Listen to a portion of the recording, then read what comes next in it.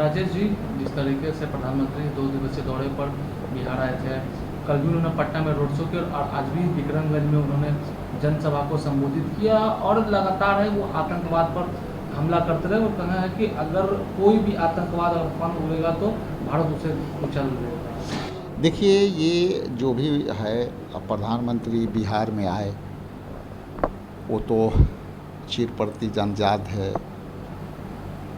चुनाव कैंपेनिंग भी करना है, चुनाव भी है, तो चुनाव के परिप्रेक्ष्य में जो मुद्दा है वो मुद्दा उनके पास है नहीं। मुद्दा ये है कि पिछले बार जितना घोषणा हुई उस पर चर्चा तो कुछ हुई नहीं। घोषणा उन्होंने किया था कि हम जो है 70,000 72,000 हम मेडिकल कॉलेज में सीट बढ़ाएंगे, वो तो बढ़ा नहीं। उनकी घोषणा थी कि हम जो है बिहार में बड़ी पैकेज देंगे। साथ में गठबंधन उनकी थी, नीतीश कुमार जी तो गठबंधन से बाहर थे तो विशेष राज्य की दर्जा के मांग करते थे, उस दर्जा के मांगने ही वाले भूल गए। तो जो ये स्थिति है, ये स्थिति बिहार के मुद्दों पर आधारित तो प्रचार हो, मुद्दों पर आधारित राजनीति हो, मुद्दों पर आधारित घोषणा हो तो बात समझ में आता है। लेकिन हम लोग भी ये सवाल पूछते पूछते परेशान हैं, चूँकि उनकी जितना घोषणा है वो सब पुरानी है और वो पुरानी को बार बार सवाल करने में भी हम लोग को अच्छा नहीं लग रहा। और नया जब आ रहे हैं देश के सुरक्षा के मामले में, तो देश के सुरक्षा के मामले में जितना भी बात कहे विपक्ष के लोग, तो हम लोग देश के सुरक्षा के मामले में सेना के शौर्य और ताकत के मनोबल बढ़ाने के लिए हम लोग तो पूरा विपक्ष एकजुट है। अब एकजुटता के लिए जब हम सर्वदलीय बैठक राहुल गांधी जी ने बुलाई तो उसमें पीएम साहब जाते नहीं हैं। अब यहाँ आकर के सुरक्षा के बात करते हैं, तो सुरक्षा तो सुरक्षित हाथ में है। सेना तीनों जल थल वायु सेना के हवाले है, हम सुरक्षित हैं, उस पर क्या बात होगी।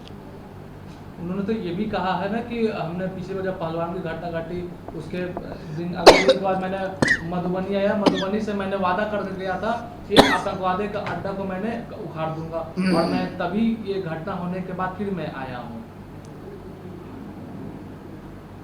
देखिए, देश का मामला है, बहुत कुछ वो भी जानते हैं। हमारा काम है उनको मार्गदर्शन दिखाना, मानना ना मानना उनको है।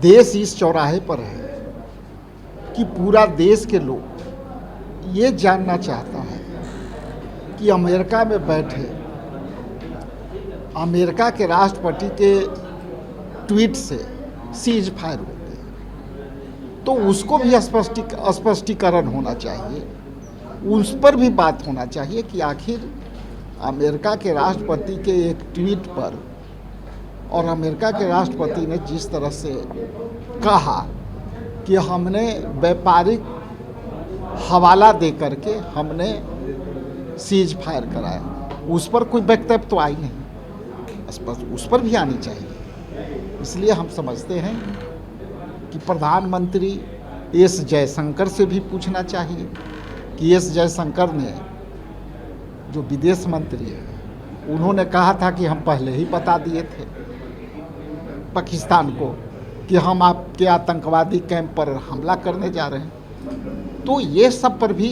देश जानना चाहता है। हम लोग पूरे ताकत के साथ उनके साथ हैं, पूरा विपक्ष उनके साथ है, पूरा देश उनके तरफ निगाह रखे रखा है। लेकिन ये सब जो सवाल आए हैं उस सवाल पर भी बात होनी चाहिए। लेकिन उन्होंने तो विपक्ष पर भी निशाना साधते हुए कहा है कि राजद और कांग्रेस से वो दलित विरोधी है, गरीब आप लोगों ने विकास की वादा को ये किया था होगा। यदि दोनों पार्टियां दलित विरोधी है तो रेलवे रिक्रूटमेंट बोर्ड में पहले प्रत्येक ईयर 60 से 70 हज़ार लाखों बहालियाँ होती थी और दलित बच्चों को फ्री ऑफ कॉस्ट पास मिलता था। तो आपके चैनल के माध्यम से मैं जानना चाहता हूँ कि क्या वो योजना अभी चल रही है कि बंद हो गई है? क्योंकि जब से ये प्राइवेटेशन की तरफ सारे प्रतिष्ठान रेलवे गई है, उसमें सीधे तौर से दलित का हकमारी हुई है। और दलितों का हकमारी ऐसे हुई थी कि जब रेलवे रिक्रूटमेंट बोर्ड की जब बहालियाँ होती थी तो एक एडमिट कार्ड ऐसा मिलता था जो फ्री ऑफ कॉस्ट बच्चे, दलित के ही नहीं अन्य सभी वर्ग के लोग उसको ले करके जाते थे रेलवे में। वो पास के काम भी करता था, एडमिट कार्ड के भी काम करता है। तो यदि वो दलित विरोधी नहीं हैं तो बता दें कि इसको ये योजना अभी बंद क्यों है।